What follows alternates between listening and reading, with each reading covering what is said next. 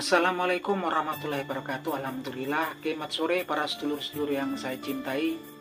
Jumpa lagi di kanal YouTube-nya Pak Degun. Para sedulur, jadi pesta demokrasi pilkada serentak di seluruh wilayah Indonesia sudah dilaksanakan kemarin, tepatnya hari Rabu tanggal 27 November 2024. Nah, saat ini hasil-hasil daripada beberapa pilkada di beberapa wilayah juga memang kemudian sudah mulai bisa kita lihat, baik dari Realcom yang masih dalam proses, begitupun juga melalui quick count yang dilakukan oleh lembaga-lembaga survei yang ada di Indonesia. Nah teman-teman, saat ini kita kemudian fokus tentang pilkada yang ada di wilayah di Pulau Jawa. Kenapa? Karena memang wilayah di Pulau Jawa ataupun juga di Bali ini adalah wilayah yang memang sangat penting buat partai-partai politik untuk memenangkan pilkada, karena ini berkaitan dengan pemilu, walaupun jauh ke depan, yaitu di pemilu ataupun pemilu 2029 nanti. Ini memang untuk konsolidasi di pemilu 2029 nanti memang sangat penting, karena memang Pulau Jawa adalah salah satu pulau terpadat penduduknya dan paling banyak jumlahnya penduduknya di seluruh wilayah Indonesia ya teman-teman.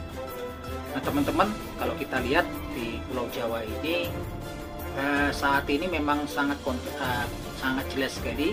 Memang kemudian pasangan-pasangan yang maju di beberapa provinsi di wilayah yang ada di Pulau Jawa ini, satu sisi memang kemudian dimajukan oleh Partai Demokrasi Indonesia Perjuangan yang sepertinya memang berdiri sendiri ya teman-teman, dan lawannya biasanya di seberang adalah kemudian calon-calon yang kemudian dimajukan oleh Koalisi Indonesia Maju plus Kim plus gitu kan. Nah ini memang kemudian memang PDIP memang saat ini sepertinya melalui quick count yang sedang saat ini memang mulai dikeluarkan hasil-hasilnya oleh lembaga survei di Indonesia. Memang kemudian beberapa calonnya, beberapa paslonnya yang maju di pilkada di Pulau Jawa ini khususnya kemungkinan besar akan mengalami kekalahan ya teman-teman. Seperti yang paling kentara sekali adalah di Jawa Tengah. Ini salah satu memang provinsi yang memang sangat vital sekali buat Partai Demokrasi Indonesia Perjuangan dan merupakan simbol daripada kebesaran Partai Demokrasi Indonesia Perjuangan, karena memang dari kemunculan Partai Demokrasi Indonesia Perjuangan, Jawa Tengah ini terkenal sebagai lumbungnya suara Partai Demokrasi Indonesia Perjuangan, karena sebagian besar perolehan suara Partai Demokrasi Indonesia Perjuangan terbesar ya dari seluruh wilayah Indonesia adalah di Jawa Tengah. Bahkan kemudian disebut sebagai kandangnya banteng, ini sarangnya banteng. Nah ini yang mengagetkan justru saat ini paslon yang pasangan calon yang diajukan oleh Partai Demokrasi Indonesia Perjuangan melalui quick count ini saat ini memang tertinggal lumayan cukup jauh. Pasangannya Bapak Andika ya dan Bapak Indar Priadi yang kemudian berhadapan dengan pasangannya dari Kim Plus yang memang kemudian ini dari Kim Plus Bapak Muhammad Lutfi dan Tad Yassin ya teman-teman. Nah ini memang sangat menarik sekali ya, karena kemudian tampaknya melalui quick count ini sudah tertinggal jauh dan kemungkinan besar kalah ya teman-teman di sini. Dan ini memang suatu hal yang sepertinya seperti mencoreng kebesaran Partai Demokrasi Indonesia Perjuangan, karena terkenalnya Partai Demokrasi Indonesia Perjuangan di Jawa Tengah ini, Jawa Tengah merupakan kandangnya banteng, kandangnya Partai Demokrasi Indonesia Perjuangan. Dan kemarin juga sampai pimpinan Partai Demokrasi Indonesia Perjuangan Ibu Hajah Megawati Soekarno Putri juga turun langsung kan ya untuk mengkampanyekan paslonnya yang maju di Jawa Tengah. Tapi memang yang dihadapi Partai Demokrasi Indonesia Perjuangan saat ini adalah sangat berat, karena memang gabungan dari partai-partai yang tergabung dalam Koalisi Indonesia Maju ya teman-teman, yang memang hampir semua partai bergabung di situ kecuali PDIP teman-teman. Dan yang tambah berat lagi adalah kemudian mantan presiden kita dulu Bapak Joko Widodo yang memang popularitasnya juga sangat tinggi di beberapa wilayah di Jawa Tengah seperti di Solo, Boyolali itu kan, daerah-daerah memang sekitaran Solo sana itu kan. Ini popularitasnya tinggi ya. Bapak Joko Widodo ini juga turun langsung kemarin kemudian untuk mengendorse, kemudian mengkampanyekan ya pasangan yang memang dimajukan oleh Kim Plus, yaitu Bapak Muhammad Lutfi dan Tad Yassin. Dan kemungkinan besar ini salah satu kemudian penyebab memang kemudian kekalahan ya pasangan yang diajukan oleh Partai Demokrasi Indonesia Perjuangan, karena memang Joko Widodo suka nggak suka yang dulu merupakan kader Partai Demokrasi Indonesia Perjuangan ini memiliki popularitas yang lumayan tinggi, yang tinggi ya saya bilang, khususnya di Jawa Tengah ya, di sekitaran Jawa Tengah. Ini kemudian ya memang kemudian faktanya saat ini memang kalau sampai kemudian memang betul-betul kalah ya, artinya memang sangat akan berpengaruh pada pola ataupun gambar perolehan Partai Demokrasi Indonesia Perjuangan di pemilu yang akan mendatang gitu kan. Bahkan kemungkinan juga kalau kemudian sampai kemudian kontestasi capres juga di tahun 2029 ini gambarnya sudah ketara saat ini gitu kan. Dan begitu pun juga sama ketika di Provinsi Jawa Timur, salah satu provinsi yang memang nomor 2 kalau nggak salah jumlah penduduknya terpadat di Pulau Jawa, nomor satunya adalah Jawa Barat. Ini lagi-lagi pasangan yang dimajukan oleh Partai Demokrasi Indonesia Perjuangan, yaitu Ibu Risma Triharini ya teman-teman, kalah juga dengan pasangan dari Kim Plus, yaitu pasangannya Khofifah Indar Parawangsa dan Emil Dardak, yang memang karena selain juga didukung oleh Kim Plus, juga pasangannya Khofifah Indar Parawangsa dan Emil Dardak ini lagi-lagi juga di-endorse dan kemudian dikampanyekan langsung oleh mantan Presiden Indonesia yaitu Joko Widodo, dan ini tampaknya juga pengaruhnya besar ya teman-teman. Dan ini di 2 provinsi udah jelas ya gambarnya, ini merupakan sebuah kekalahan ya yang sebetulnya ya lumayan vital untuk Partai Demokrasi Indonesia Perjuangan. Dan kemudian kalau di Jawa Barat ya memang sepertinya sudah dilepas ya oleh Partai Demokrasi Indonesia Perjuangan, dan memang seperti fakta yang saya duga ya, memang susah kemudian ini dari 4 pasangan yang kemudian maju menang mutlak nih pasangan yang memang dimajukan oleh Partai Gerindra, dari Partai Gerindra Kim Plus dan memang dari Partai Gerindra. Ini Bapak Deddy Mulyadi ya, mantan dulu Bupati Purwakarta dan anggota DPR RI, ini memang luar biasa gitu kan.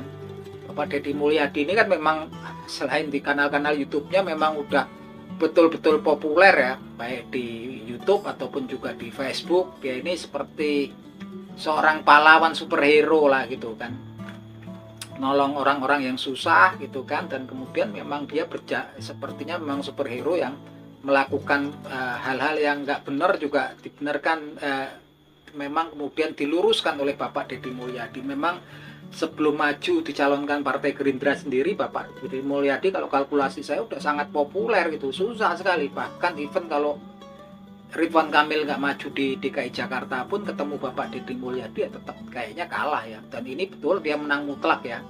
Bahkan lawannya yang 3 paslon yang lain itu udah tertinggal jauh ya. Memang 1 putaran cukup selesai ini oleh Bapak Deddy Mulyadi. Yang kemudian saat ini yang memang mengagetkan juga salah satunya pasangan yang didukung oleh Partai Demokrasi Indonesia Perjuangan untuk Provinsi Banten ya, pasangannya Airin ya, ini Airin Rahmidiani ini yang kemudian saat ini juga tampaknya juga melalui quick count juga kalah ya sudah. Ini artinya memang ini kekalahan terbesar Partai Demokrasi Indonesia Perjuangan dari masa kelahirannya, karena memang Partai Demokrasi Indonesia Perjuangan masa dari kemudian munculnya dia sudah jadi kemudian jadi pemenang ya gitu kan. Bahkan waktu dulu itu belum ada yang jadi kadernya, belum ada yang jadi gubernur, bupati ataupun kemudian jadi anggota dewan, belum. Ketika kemunculan pertama kali dia sudah menjadi pemenang pemilu gitu kan, tahun 99 ya kalau nggak salah. Nah yang lagi kita tunggu-tunggu adalah kemudian pilkada di DKI Jakarta. Ini salah satu yang kemudian betul-betul tersisa ya dari beberapa lokasi kan. Memang kemudian Partai Demokrasi Indonesia Perjuangan tampaknya cuman kemudian bisa menang di Pulau Bali dan kemungkinan di DKI Jakarta. Karena kabarnya juga melalui quick count pasangan yang didukung oleh Partai Demokrasi Indonesia Perjuangan di salah satu provinsi yang terbesar di Indonesia, di Sumatera Utara juga kalah ya teman-teman, dari pasangan yang diusung oleh Kim Plus. Yang jelas di harga diri Partai Demokrasi Indonesia Perjuangan satu-satunya yang kemudian masih bisa menjaga harga diri Partai Demokrasi Indonesia Perjuangan lah menangnya pasangan mereka di DKI Jakarta, yang mana ini 3 paslon ya. Satu pasangan memang Pramono Anung Rano Karno ini yang diajukan oleh PDIP, dan kemudian di seberang ada kemudian Ridwan Kamil dan Suswono ya, yang memang diajukan oleh pasangan Kim Plus dan satu pasangan independen yaitu Darmo Pangrekun. Nah ini yang seru memang kemudian ketika kemudian memang didukung Kim Plus, dan kemudian lagi-lagi mantan presiden kita Joko Widodo kemudian turun langsung ke gelanggang di Jakarta kemudian untuk mengendorse dan untuk kemudian mendukung pasangan yang didukung oleh Kim Plus yaitu Bapak Ridwan Kamil. Tampaknya ini kemudian Anies Baswedan pun juga turun gelanggang kemudian bekerja sama dengan mendukung, memberikan dukungannya kepada pasangan yang dicalonkan oleh Partai Demokrasi Indonesia Perjuangan. Dan memang Anies Baswedan ini tingkat popularitasnya luar biasa ketika ngomong DKI Jakarta, ketika cerita daerah-daerah di sekitaran Jakarta seperti di Depok segala macam. Bekasi Anies Baswedan ini popularitasnya luar biasa ya, bahkan mungkin di atas 50%, nanti hampir 70-80% popularitasnya Anies Baswedan ini luar biasa sekali. Dan ketika Anies Baswedan kemudian dan para pengikutnya mendeklarasikan tekad mereka kemudian untuk memenangkan calon daripada Partai Demokrasi Indonesia Perjuangan, langsung ketara hasilnya ya teman-teman. Yang saat ini memang kemudian pasangan Pramono Anung Rano Karno ini memimpin leading ya, 50% lebih, 50% bersatu. Yang PR-nya kemudian ini masih hasil quick count. Yang repot kalau kemudian nggak bisa kemudian 50/1 ya. Bisa kemudian 2 putaran. Kalau 2 putaran tentunya akan ceritanya akan lain lagi ya teman-teman. Tapi yang jelas ini memang efek Anies Baswedan itu luar biasa. Terlepas juga ada efeknya Ahoker atau pengikutnya Basuki Cahayapurnama. Tapi kemarin saya lihat memang kemudian banyak simpatisannya Anies Baswedan yang melabuhkan pilihannya ke pasangan yang kemudian dicalonkan oleh Partai Demokrasi Indonesia Perjuangan. Dan ini memang kemudian karena memang sepertinya antara Partai Demokrasi Indonesia Perjuangan dan Anies Baswedan ini memiliki kesamaan nasib, sehingga mereka berjuang bersama. Di satu sisi Partai Demokrasi Indonesia Perjuangan yang berdiri sendiri gitu kan, tanpa seorang pun teman atau sahabat. Ini kemudian Anies Baswedan kemudian datang dengan para pengikutnya ya, sepertinya alhamdulillah insya Allah kemudian kalau nggak ada halangan, nggak ada masalah, sepertinya bisa menang 1 putaran ya, karena saat ini leadingnya dia 50/1, tapi memang agak tipis-tipis ya di sini ya gitu kan. Kalau sampai kemudian nggak 50%+1 artinya memang akan ada 2 putaran gitu kan. Dan memang pengaruh Anies Baswedan luar biasa ya teman-teman. Seperti PKS yang belum lama ini kemudian memang sepertinya berpisah dari Anies Baswedan pun saya pikir kena imbasnya ya. Karena memang kemudian PKS yang di 2 dekade ya, udah hampir 18 tahun mendominasi posisi wali kota Depok ya. Saat ini juga calon yang diajukan PKS kalah ya dari calon yang kemudian diajukan oleh Kim Plus untuk pemilihan wali kota Depok. Saya pikir ini salah satu kemudian efek daripada pisahnya, renggangnya hubungan Anies Baswedan dan PKS. Pastinya kurang lebih seperti itu. Dan ke depan memang ini memberikan secerca harapan untuk Anies Baswedan yang sepertinya kemarin karir politiknya juga sudah terjegal, sudah kemudian terkubur gitu kan. Saat ini kalau kemudian memang betul-betul pasangan Partai Demokrasi Indonesia Perjuangan ini menang 1 putaran atau bahkan mungkin perlu 2 putaran pun, Anies Baswedan tentunya akan berjuang habis-habisan juga dengan para pengikutnya, dari para simpatisannya sebagai simbol daripada perjuangan ya.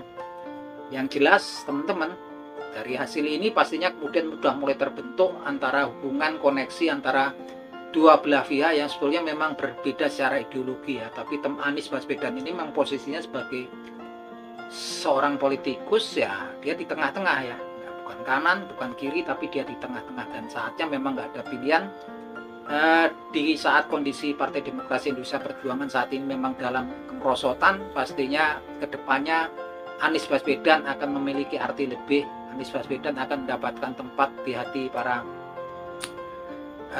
pendukung Partai Demokrasi Indonesia Perjuangan, para simpatisan Partai Demokrasi Indonesia Perjuangan. Suka nggak suka sekalipun memang asal usulnya ini beda ideologi ya teman-teman, tapi namanya perjuangan ya, akhirnya kepentingannya untuk berjuang bersama ini sangat pas, dan saya pikir ini suatu jalan yang sangat luar biasa. Artinya karir politik Anies Baswedan dengan hal ini memang kita lihat kemudian akan bersinar lagi pada waktunya nanti, dan nggak menutup kemungkinan kerjasama antara Anies Baswedan dan para pengikutnya dengan Partai Demokrasi Indonesia Perjuangan akan terus berlangsung sampai kemudian ya insya Allah sampai tahun 2029 nanti. Nah itu aja teman-teman, jelas kita semua gembira, kita semua senang bahwasanya kemudian pilkada serentak berjalan dengan aman, damai, tentram. Dan kalaupun ada kemudian kisruh seperti cuman juga di media sosial ya teman-teman, karena memang saya yakin warga negara ya, rakyat kita semua di Indonesia itu udah semakin hari semakin dewasa dalam urusan berpolitik. Nah itu aja teman-teman, selamat buat Bapak Pramono Anung dan Rano Karno yang kemungkinan besar akan menang satu putaran di pilkada DKI Jakarta. Semoga saja insya Allah. Assalamualaikum.